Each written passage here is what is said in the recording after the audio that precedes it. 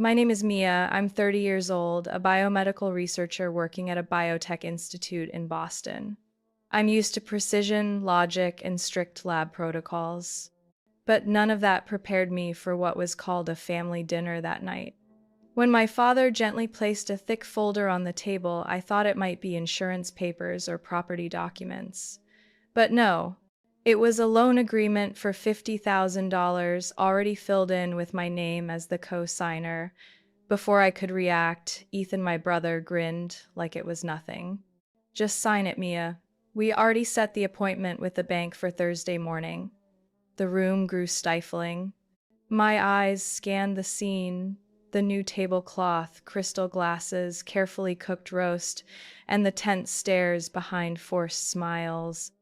Everything had been staged, but they didn't expect was I had also prepared.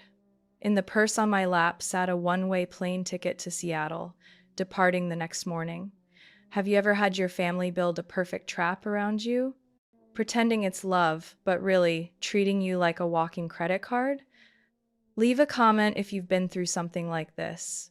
Don't forget to like, subscribe, and keep watching, because what happened after this dinner was far worse. I stared at the stack of papers in the middle of the dinner table like a silent snare, while in my head an old memory surged, painfully clear. I was born and raised in a two-story house in the suburbs of Springfield, Massachusetts. The house had 4 bedrooms, but Ethan always got first pick. He took the biggest room with windows facing the garden, while I was given the one by the stairs, its only window blocked by old ventilation pipes. "You're a girl. Small. You don't need that much space," my mother once said, as if it were an unquestionable truth. I didn't answer. I just folded my blanket neatly and opened a book under a dim lamp. Ethan was 3 years older and never lacked a thing. As he graduated high school, my parents threw a huge party and invited the whole neighborhood. My mother cooked a rich stew, and my father washed a brand new car, a shiny red Honda Civic, bought from the dealership just a week earlier to present to Ethan as a deserved reward. I still remember that moment, Ethan walking out with the keys in his hand, the family cheering like it was a monumental victory. I stood in the doorway holding a small homemade cake, its frosting cracked because I didn't have proper piping tools. I wasn't allowed to celebrate. My 17th birthday fell on the same day Ethan got his college acceptance. Instead of candles and cake, I helped my mother clean up beer cans from his party. Ethan didn't thank me or wish me a happy birthday. He never did. To him, I was a shadow at his back, always present, always quiet, never troublesome. At 15, I started working after school. My first job was at a secondhand bookstore, where the smell of old paper and ink seeped into my sleeves. I shelved books, dusted, and stuck discount labels. Every night I came home exhausted, but it was the only part of my day that felt like it belonged to me. While Ethan got private SAT tutors and prep classes funded by our parents, I studied from old library books and filled discount notebooks with my notes. My parents never attended my science competitions. They were always too busy, but they never missed a single one of Ethan's football games. My father even wore shirts printed with his son's name, shouting from the sidelines like a professional coach. I once won a scholarship to a biomedical summer program in California, a rare opportunity. But my mother shook her head. "I can't let a 17-year-old girl travel alone. Besides, you need to help clean and cook." I cried. Not because I was refused, but because I knew if I were Ethan, they would have bought the ticket, even escorted him, just to make sure he felt secure. On those nights, I wrote in a little diary hidden in my desk drawer, pages stained with tears. Writing was the only proof that I still had feelings. When I got my full ride acceptance letter for college, my mother only said, "Good, that saves us some money." Then she turned back to preparing roast, Ethan's favorite. I ate peanut butter on bread in silence. I used to hope, countless times, that if I worked just a little harder, my parents would see me. But the truth was, to them, I only had value when they needed something. So when my father sat across from me tonight, eyes calm like he was discussing lunch, I realized he was no different from a project manager presenting a contract to be signed. Only this time, the contract was my financial future. Mason needs a strong start, my mother said, her voice trembling as if holding back tears. Lily is only 8. I looked at her. We've never even talked about her college yet. We have to prepare early, Ethan chimed in, eyes flicking from his phone screen to me. These days, no plan means falling behind. I exhaled slowly. And that plan is pushing me into $50,000 of debt? Who's going to pay that back? You have a steady job, high salary, a bonus, Ethan said, like he'd done a financial report on me. I turned to my father. Who gave you that number? He looked away. My mother busied herself with dishes as if she hadn't heard. Inside, a chill spread. I wanted to shout that I had once paid back $67,000 in student loans alone, without a cosigner. I wanted to ask why they didn't sign instead, if this was truly a family obligation, but I didn't need to shout anymore. I had learned silence didn't mean consent. I thought of that old diary, the faded pencil entry. Ethan got a car. I got a discounted grocery store cupcake. I used to write in tiny letters, as if smaller words could hide bigger feelings. Not anymore. My childhood was a chain of silences, misunderstood and dismissed.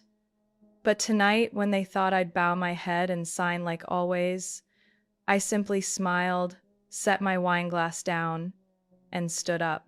Dinner went on, as if I'd never been there. But tomorrow morning they'd notice my absence. When the plane took off, I would be gone from their plans, forever. Back at the table, all eyes waited for me to react, exactly as they had rehearsed. The smell of spiced roast hung heavy, but I had no appetite. The white tablecloth, the crystal gleaming under soft lights, the scented candles, all carefully arranged to look warm and genuine. To me, it was nothing more than a stage for a play I never wrote. My mother cut a slice of apple pie, set it gently on my plate, her voice syrupy. I made your favorite, honey. Eat, it will help you think. I picked up a small bite out of courtesy, my eyes still fixed on the folder. Red markings underlining every clause, every condition meticulous, like drafted by a lawyer. I flipped the cover quietly. Each page screamed that I wasn't family, I was a means to an end. You just need to sign. Ethan leaned back, trying to sound friendly. It's not a big deal, just a stepping stone for Lily.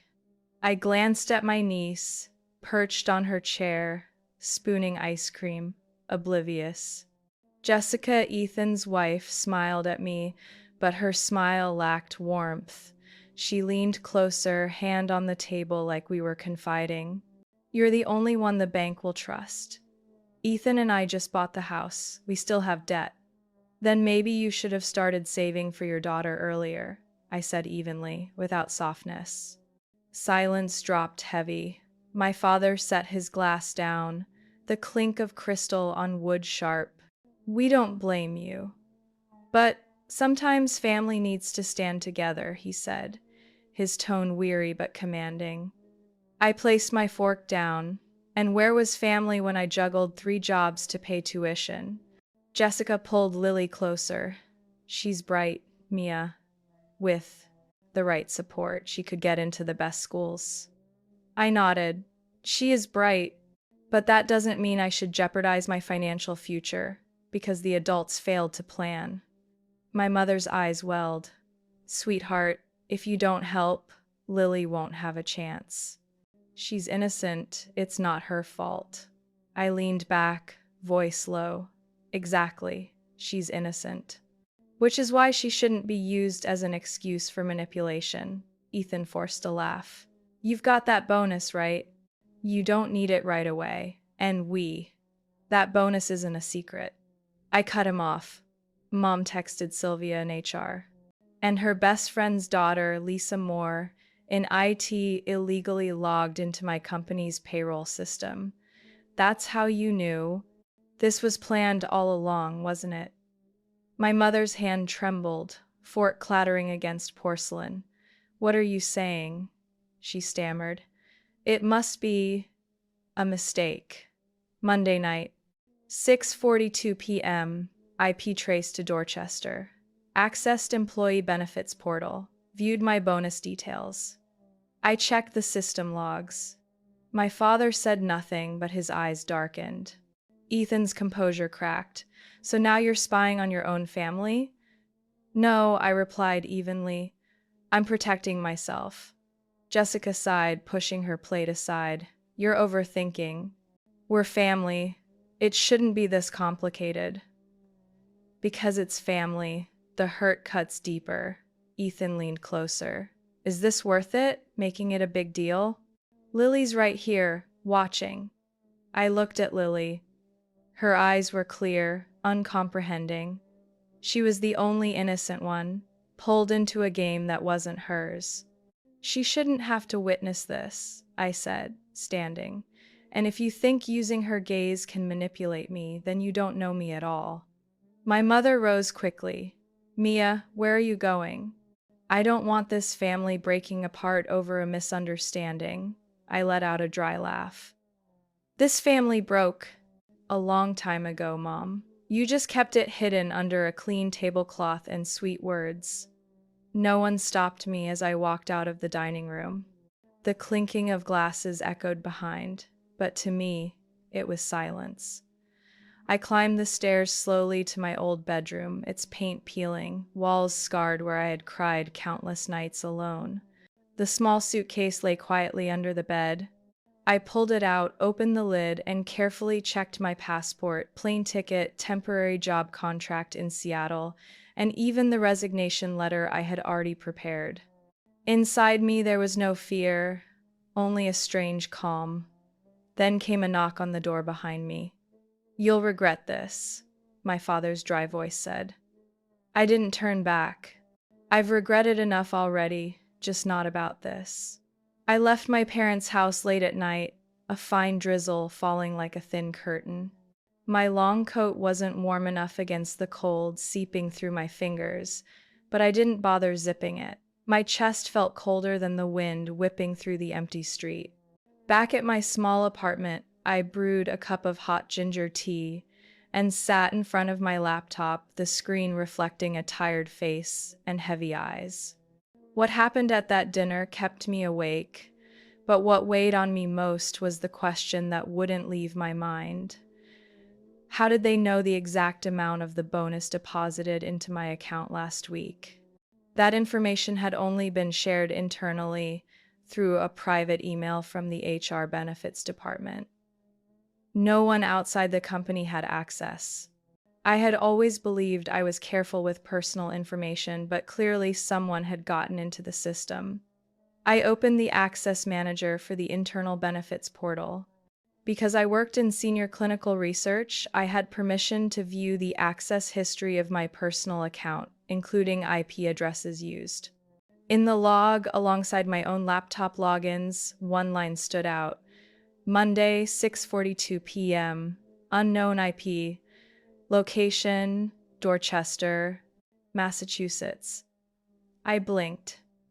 Dorchester was where my mother often visited her closest friend Helen Moore. I had been to that house as a child, remembered the stone walkway and lavender bush by the porch.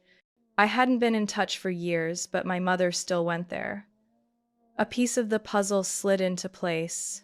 Rachel Moore, Helen's daughter, 2 years younger than me. She studied computer science. I had met her a few times at family gatherings when we were kids. We weren't close, but I knew she eventually joined the IT security team at the very company where I worked. My heart slowed a beat.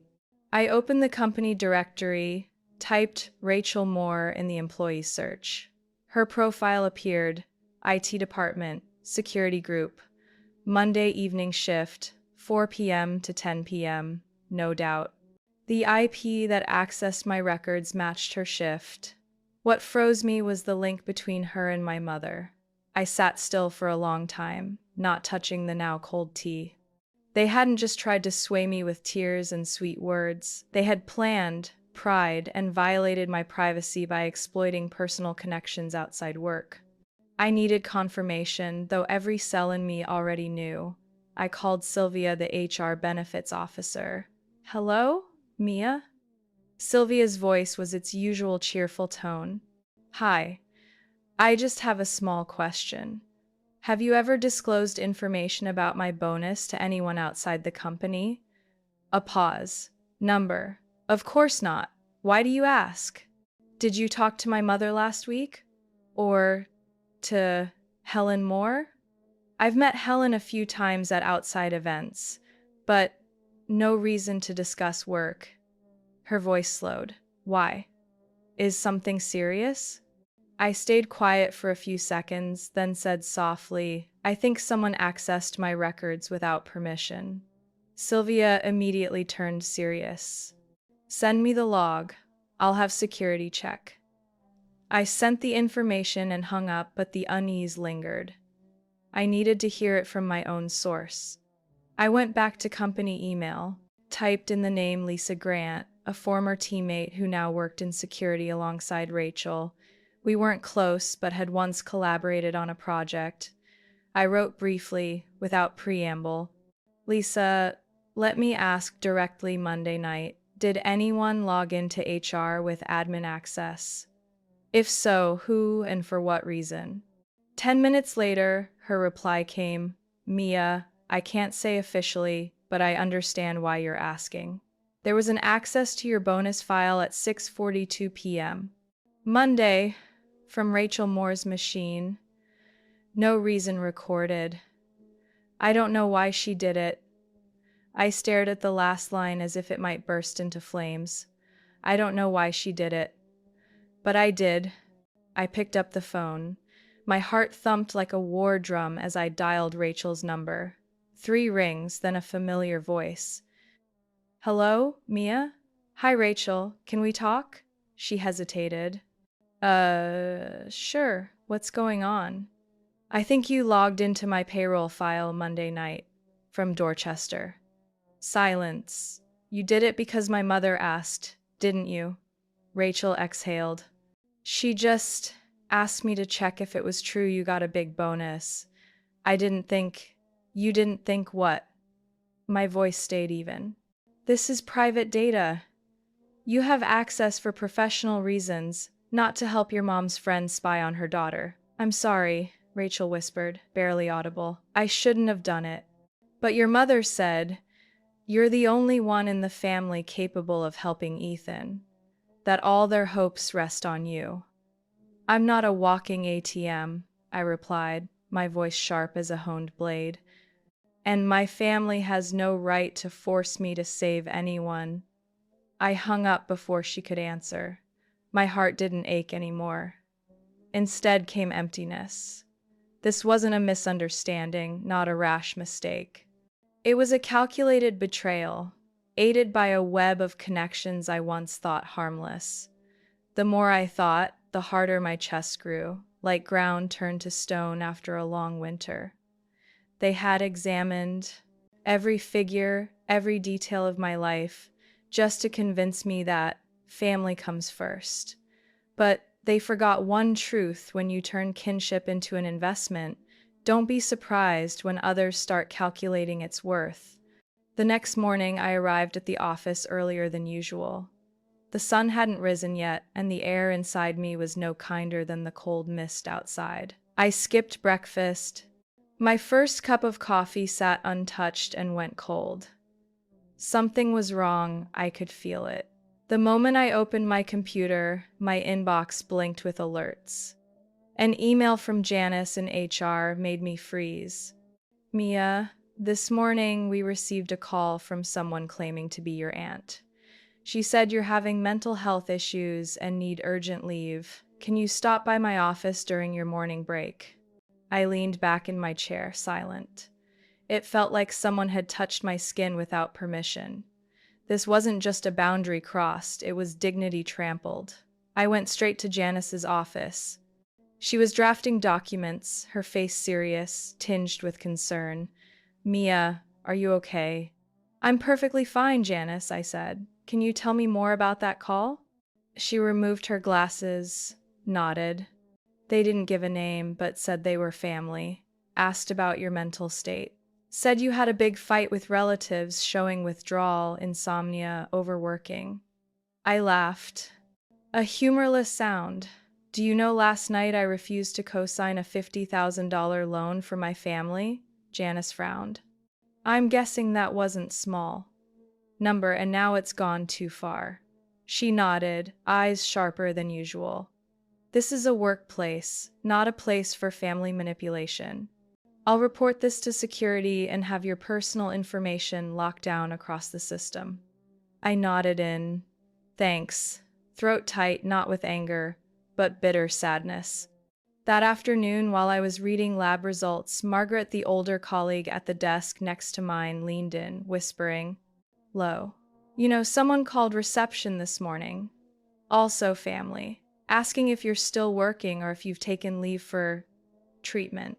I looked up, eyes clouded. She placed a gentle hand on my shoulder. "Don't let them make you doubt yourself. When I was your age, my sister pulled the same trick to steal the house our mother left. Claimed I was depressed, unstable. They don't need truth, Mia. They need control." I nodded, my chest steadying not from relief, but from being understood. That evening, back at my apartment, I found an envelope shoved into my mailbox, no return address. The typing was bold, no addressee. I tore it open, unease crawling up my spine. Inside was a plain white sheet with only one line. "Ungrateful daughters will never know peace." I froze. I was never the perfect daughter, but I had worked endlessly to support myself, pay off tuition, and build a career with discipline and effort.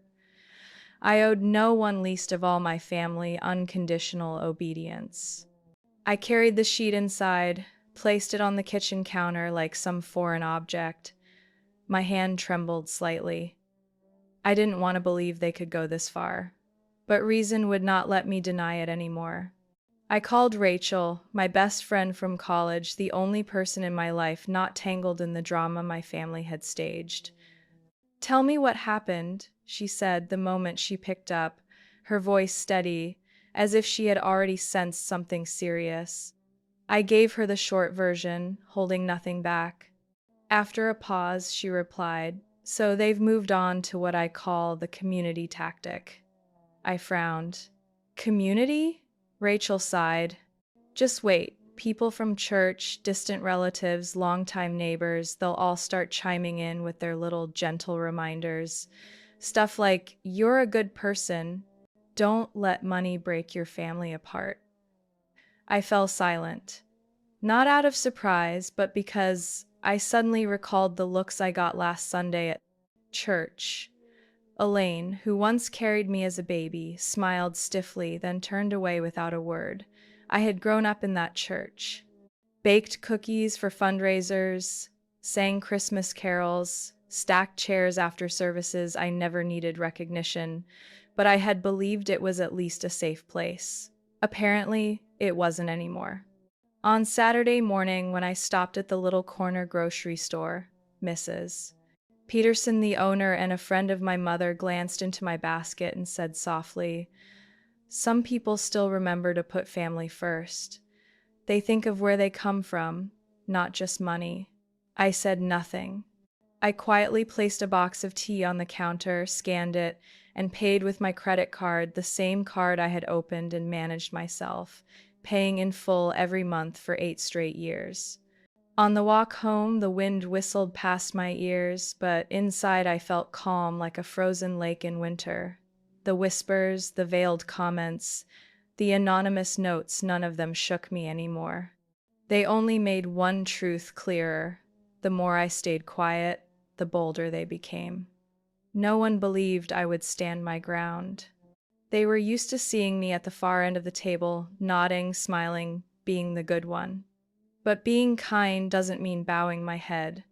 And being considerate doesn't mean turning myself into a servant for endless demands. Back at my desk, the blue glow of the monitor sharpened the lines of my face.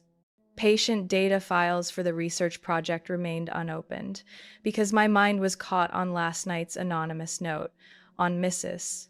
Peterson's pointed words that morning, on every loaded glance from people who once called me that sweet Donovan girl. I leaned back in my chair, exhaled, and twisted the thin silver ring on my index finger, the only gift my grandmother ever left me before she died. It wasn't about value, but about what she had said when she pressed it into my hand at 14. Your life belongs to you first. Don't let anyone take it. With sweet words. I hadn't understood then. Now it shone clear, like sunlight through a dusty window. Just as I stood to pour more coffee, a voice came from the desk across the aisle. Joanne. She was a veteran chemotherapist, close to retirement, always ate lunch alone and drank her black tea unsweetened. Her face wasn't unfriendly, but it wasn't open either, just the look of someone who had seen too much to believe in innocence anymore. Mia, she called, not loudly, but enough to stop me. You look tired. Something troubling you? I hesitated, then sat back down. Joanne wasn't the type to ask unless she truly wanted to know. I had learned that in 2 years of working on the same floor. My family, I began, then stopped. Not because I was embarrassed, but because I didn't know where to start in the chaos. She nodded, as if she already knew. Money trouble? I looked up, surprised. She gave a wry smile, setting her cup down. My daughter once wanted me to co-sign so her boyfriend could open a nail salon in Florida. Called it an opportunity. I refused. She didn't speak to me for 2 years. A faint, humorless smile crossed my lips. My family did me one better. They threw a whole dinner just to get me to co-sign my brother's loan. A dinner party? That's some effort.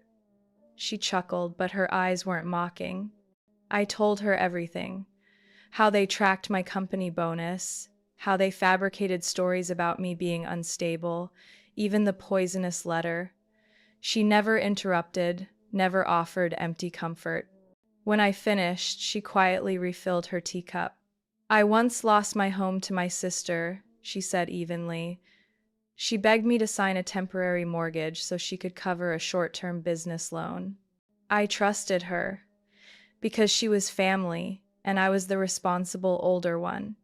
4 months later, I found a foreclosure notice on my door. I stared, stunned. I had never imagined someone like her always sharp. In meetings, never late on deadlines, always organized, could have lived through something like that. After that, I rented a tiny apartment, started from scratch. She went on. And I learned this. Anyone who uses family ties as a weapon doesn't deserve your sacrifice. My throat tightened, heat rising. She met my eyes, sharp but not unkind. You're blaming yourself, aren't you? I nodded faintly. Don't, she said. You're not wrong. You're just different. And sometimes that difference makes people uncomfortable. But it doesn't mean you destroy yourself to make them feel better. I couldn't speak. I just sat there, feeling like a wound had been unwrapped, stinging, but finally able to heal. After work, I walked home instead of catching a ride. The early autumn air was cool enough to skip a jacket, but brisk enough to keep me alert. Each step felt lighter, as if I shed part of the weight. I thought of my grandmother. She had been the only one to look at me without comparison, without assumptions. She never told me I had to sacrifice, never shushed me when I was ignored. Once I asked her why my parents always sided with Ethan. She only said, because they think you won't leave. I hadn't understood then, but now I did. Because I had been quiet, tolerant, the safe harbor, the one who always understood, who could afford to give a little, who should sacrifice for family. But they were wrong. I had grown. I had learned not to turn myself into a cushion for others, especially those who only drained me and walked away. When I stepped inside my apartment, the quiet wrapped around me like an invisible embrace. I brewed a cup of tea and sat by the window watching the sunlight fade.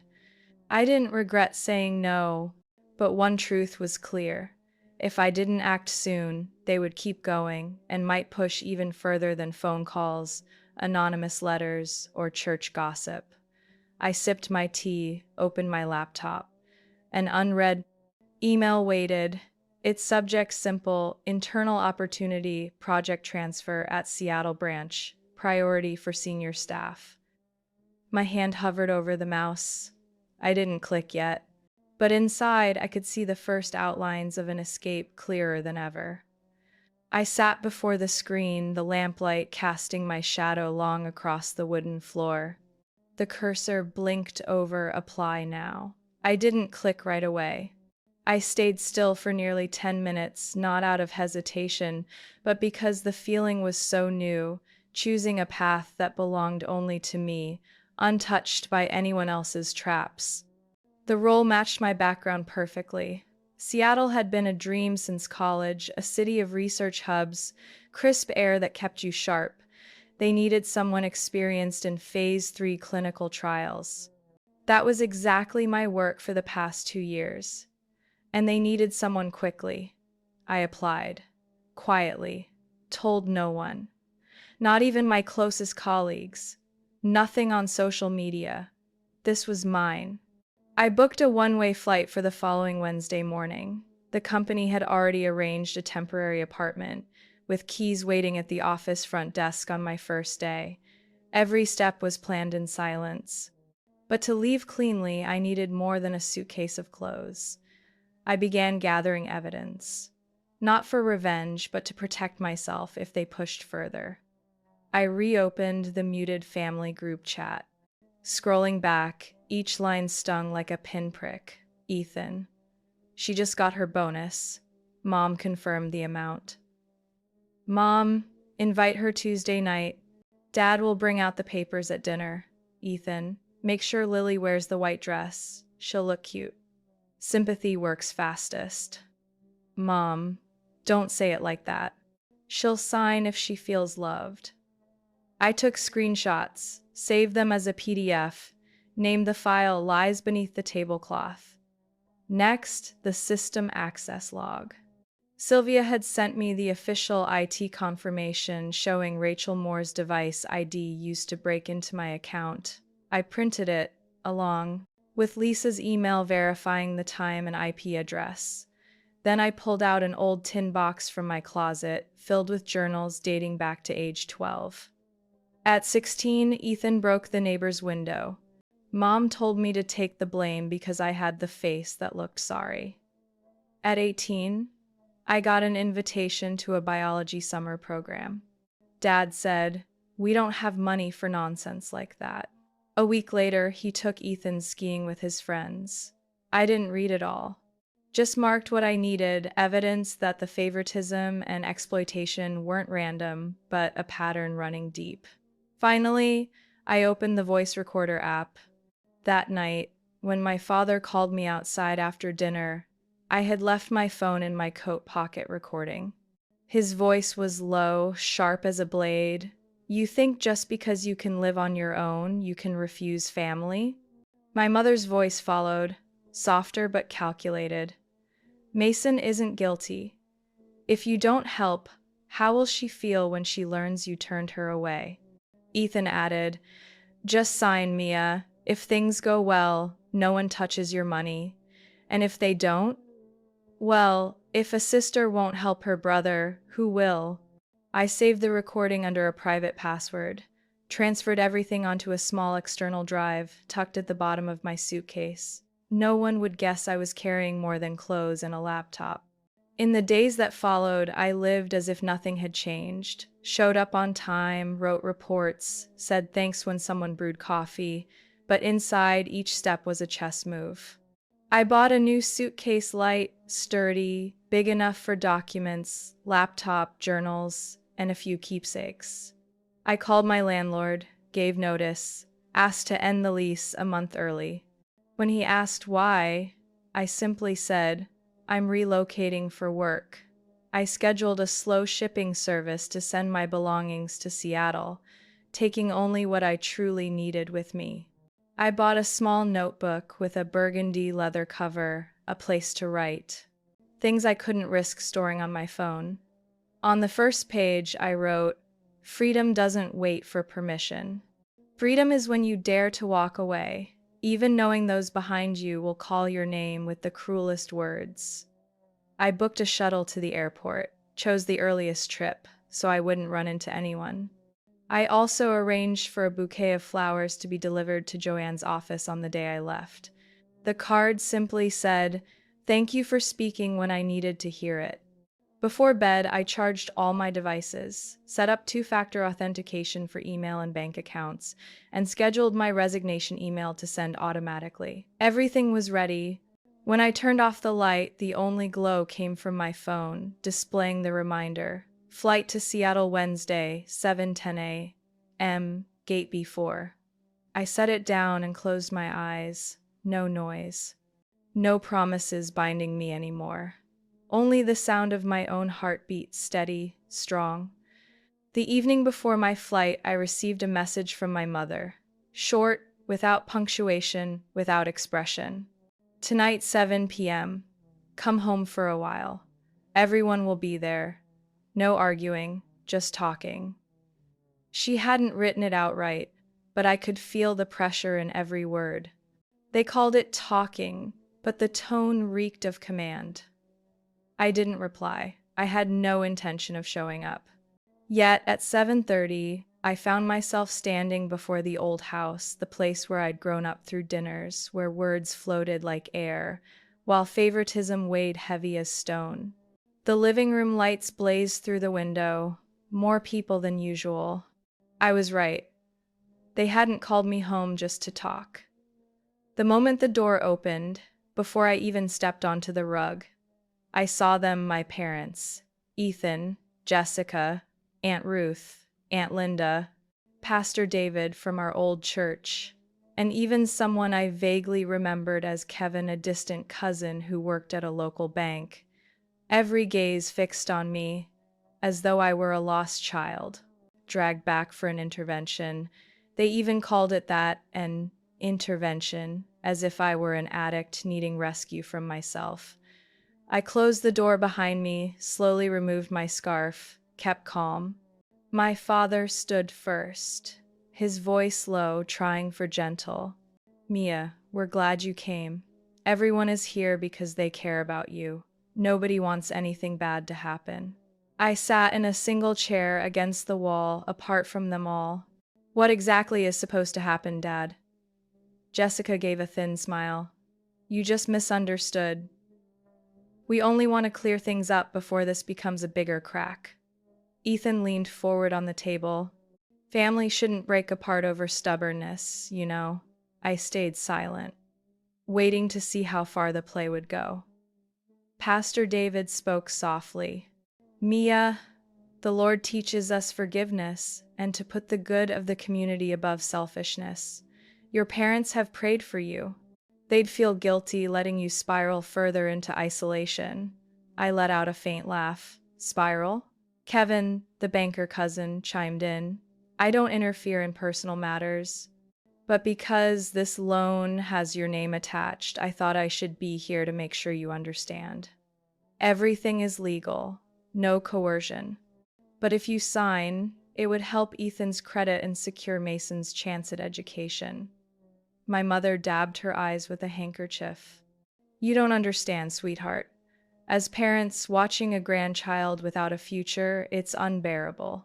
I leaned back, arms crossed. "And if I say no?" Ethan reclined, his tone turning, mocking. "Then maybe everyone here should hear about some things you've been hiding." I met his eyes. "Such as?" He pulled out a file, tossed it onto the table. "Statements from one of your old accounts. Transfers to an offshore betting site. Are you dabbling in stocks or gambling, Mia?" The room went still. I didn't blink. "Do you really want to talk about illegally obtained financial data you just threw down in front of everyone?" He smirked. Oh, I didn't pull it. Someone in the system handed it to me. And if you don't cooperate, I can't promise the rumors will stop here. My mother jumped in. Ethan, I don't want to push her to the edge. I rose, my voice calm, clinical, the way I presented lab results. You called me here to rescue me, but what this really is, a trial. I'm the defendant. My crime is refusing to sacrifice myself for a family that only knows how to demand. Pastor David frowned. Mia, if you're struggling financially, the church can offer guidance. I turned to him, not angry but clear. I'm not struggling, I'm not gambling, and I'm not a child needing correction. I'm refusing to be a backup resource for a family system too used to draining the quiet one who never fought back. Kevin spoke gently, as if soothing. Come on, Mia, people are just worried. No one means harm. I pulled a file from my coat pocket, set it beside Ethan's. This is the system access log from my company. An IT staffer named Rachel Moore, my mother's best friend's daughter, illegally accessed my payroll. I turned to Kevin. And you, if you really know banking law, you should know personal account statements cannot be shared outside legal summons. He faltered, nodded awkwardly.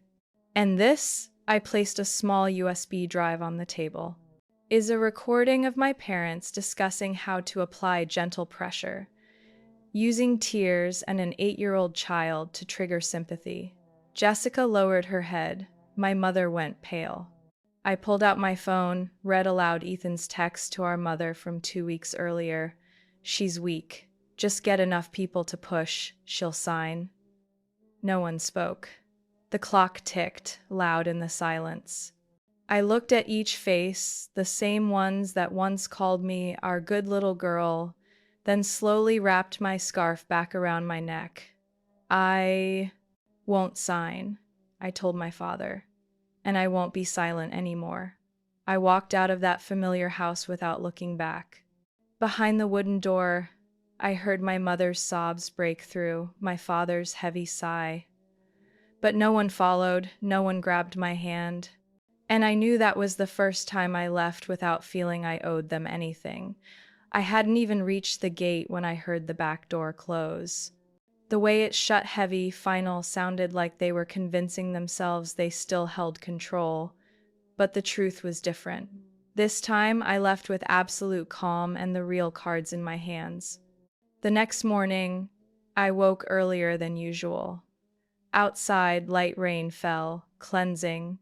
I brewed coffee, opened my laptop, and began drafting a new set of files. Not for a research project, but for a presentation of my own making. I sent a short message to the family group chat. Tonight, 7 p.m., I'll join a video call. Anyone interested? Join. No explanation. No promises. I wanted them to choose just as I had been shoved into choices that were never mine all these years. I prepared every detail, preloaded recordings, reformatted screenshots, selected diary excerpts. Each file labeled clearly. No emotion, no embellishment. At exactly 7 p.m., I opened Zoom. Gradually, the screens filled. My parents sat together on the same old couch from the 90s. Ethan and Jessica in their apartment, the lighting too harsh, exhaustion plain on Jessica's face. Aunt Ruth, Aunt Linda, Pastor David, all present. Kevin sat in a corner frame, watchful, as if waiting to see if this crossed a line. I didn't greet them. I didn't smile. I stared straight into the camera and began in a clear, steady voice. Before you tell me again why I should sacrifice for family, I want 15 minutes of your time to see a few things I've prepared. I shared my screen. First, the family group chat, the undeniable words. This is the conversation from the group I was excluded from. Ethan confirming mom had verified the bonus amount in my account. Full coordination from my parents. The goal, trap me into a financial obligation. No commentary needed.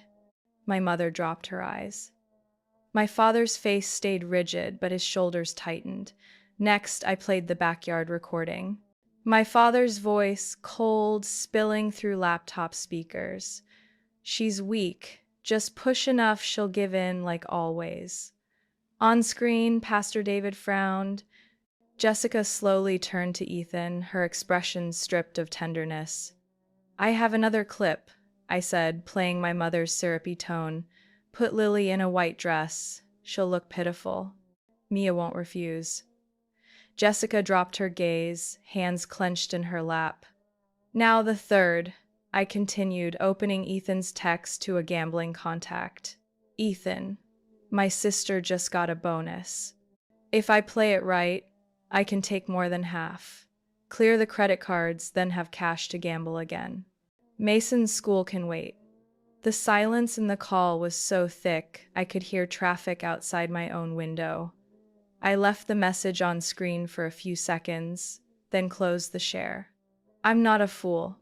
I'm not the cousin always asked to pick up a few things and then stuck paying. I'm the one who covered my own tuition for 4 years.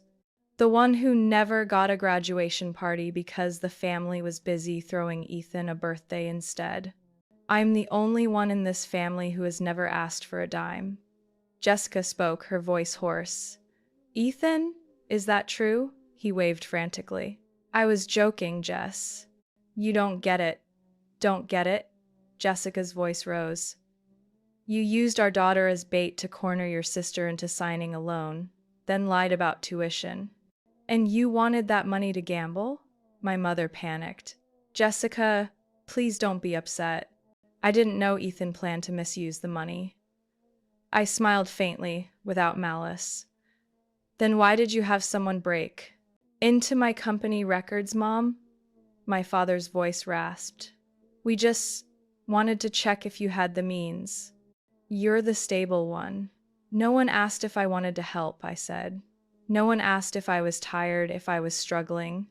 You only saw me as a walking vault. I opened the last file, a photo from my diary at 16. Ethan messed up. I apologized. Dad said, You're the sister. You can take it. But I don't want to take it anymore. I'm tired. I looked up. I was tired then. 20 years later, I'm still tired. No one answered. Kevin rubbed his face, then said quietly, Maybe we all need to rethink how we've treated Mia. I nodded and ended the screen share. I don't want revenge on anyone, but I won't carry it any longer. My father quietly stood and stepped out of the camera's frame. My mother kept her head bowed. Pastor David looked at me through the screen, his voice gentle. Thank you for letting everyone see what you've been carrying all this time, I said. Not for pity, for closure. I didn't wait. I simply turned off the camera. My room returned to its soft light, the slow whirl of the fan, and the night air slipping through the cracked window. Inside me there was no triumph, only a quiet release. And that was enough. I left the apartment at 4 a.m. The sky was still black, a thin fog draped like the last layer of memory clinging on. The streets were eerily silent. Each step echoed with the rattling of my suitcase wheels, as if marking a beginning with no farewell. I had booked a ride the night before. The driver, a middle-aged woman named Linda, kind-faced, didn't ask much. She only glanced at me through the rearview mirror and said, Airport, miss? I nodded, my voice light as smoke. Yes, one way. On the drive, I didn't replay events in my head as usual. Something in me had been set down after that video call. No need to explain anymore, no urge to prove anything. The truth was already laid bare. From now on, whether they believed it or not was their choice. Mine was to leave. When the plane lifted, I didn't look out the window. I closed my eyes, hand gripping my bag strap to make sure the hard drive of evidence was still there. Inside, no joy, no rage. Just a quiet stillness like a lake after endless rain. After landing in Seattle, my phone buzzed nonstop in baggage claim, among strangers dragging suitcases and chatting on their calls. The screen lit up with dozens of missed calls, mostly from my mother, a few from Ethan, even Aunt Linda and Aunt Ruth. One message made me freeze for a moment. "We've reported you to the police. Consider yourself missing. If anyone finds you, they'll bring you home." I sighed, long and deep. Then I opened my email drafts, found the one prepared, and hit send. Subject: Voluntary departure confirmation. Not missing to. Boston Police Department, Missing Persons Unit body. My name is Mia Donovan, born date. I have left the city for personal plans. I am not under threat, not in danger, and not missing. I have voluntarily relocated for professional and personal reasons. Please do not misclassify this case. Right after, I called the hotline and left a voice message. The duty officer sounded surprised, but after I explained clearly, he only said, "Thank you for confirming. We'll update the file." I hung up, slipped the phone back into my bag, and walked out of the airport, no one waiting. A day later, the first message came from the only family member who hadn't joined that intervention: Jessica, Ethan's wife.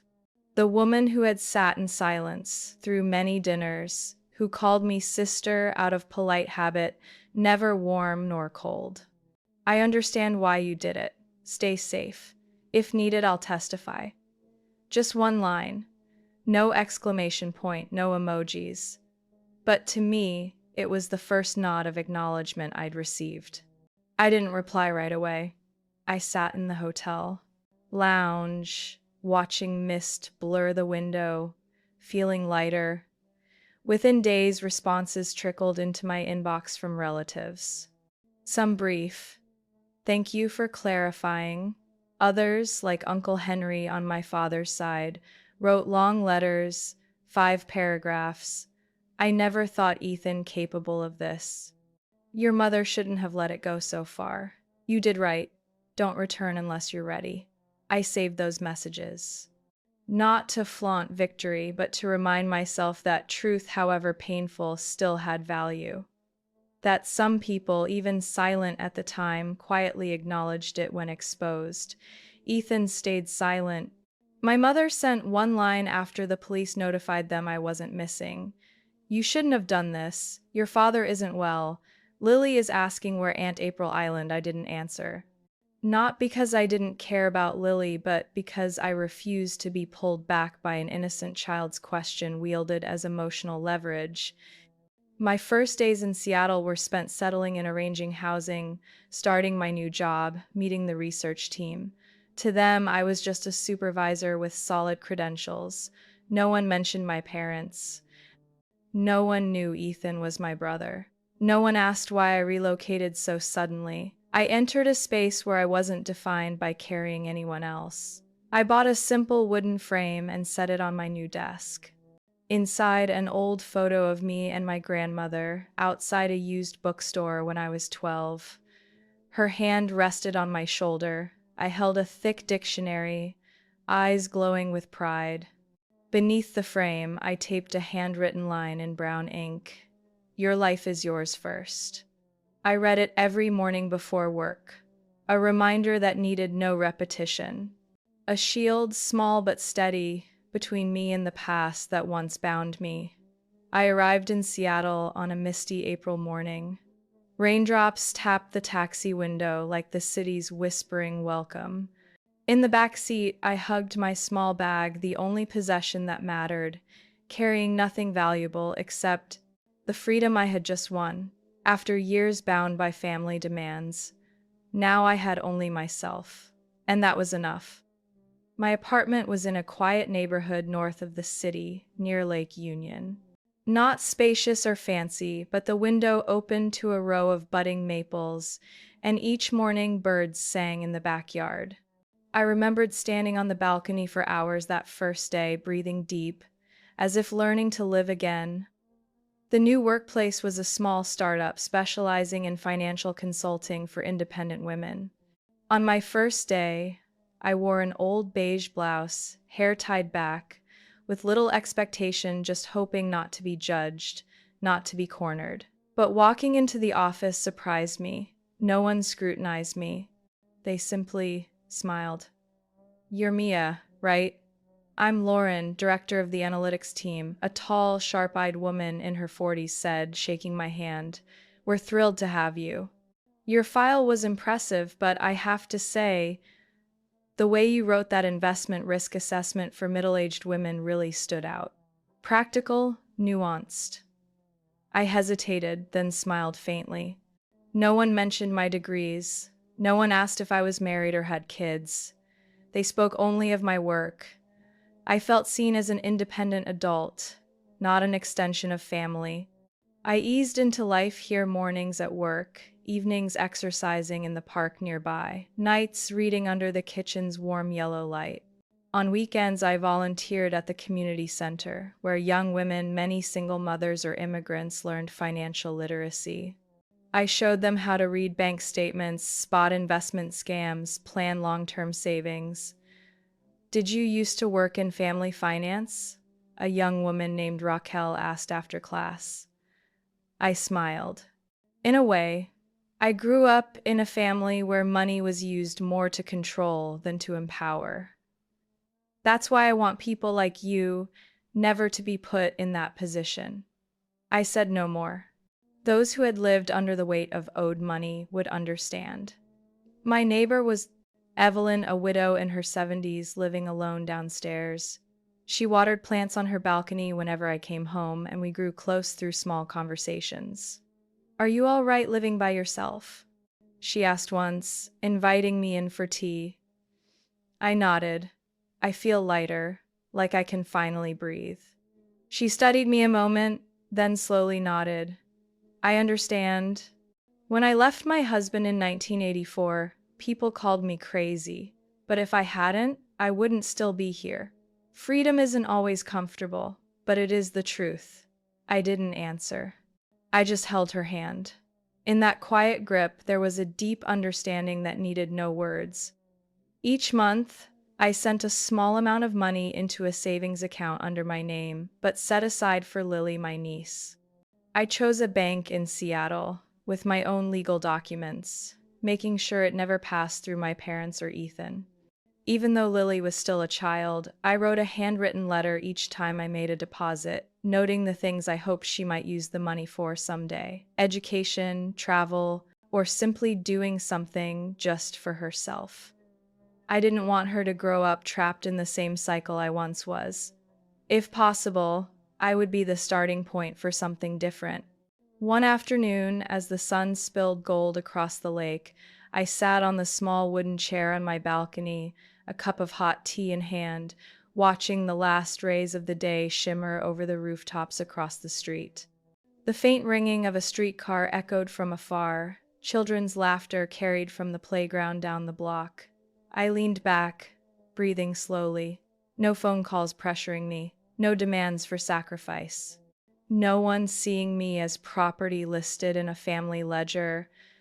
I didn't need to sever all ties to find freedom. I only needed to reset boundaries. And to learn to hold them firm even when my mother's voice echoed in my head at night, or my father's pleading eyes threatened to twist my heart. Freedom wasn't about running away, it was about standing still without being dragged under. I no longer lived to be accepted, I lived to breathe. And though the past reminded me of losses, the present was teaching me that what I built with my own hands was mine, and no one had the right to take it. What do you think of my journey from the daughter always expected to sacrifice as the eldest to the woman who now decides her own path, no longer bound by expectations or guilt imposed by others? I didn't do it for revenge. I didn't leave so they would see how strong I was. I left because my heart deserved peace, without having to constantly prove I was worthy of love. Sometimes the hardest part isn't forgiving others, it's forgiving yourself. For staying silent too long, for giving too much, for not setting boundaries sooner.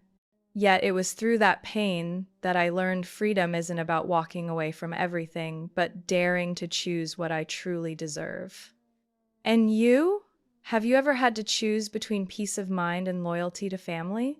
Have you ever felt forced to sacrifice for people who never truly understood your pain?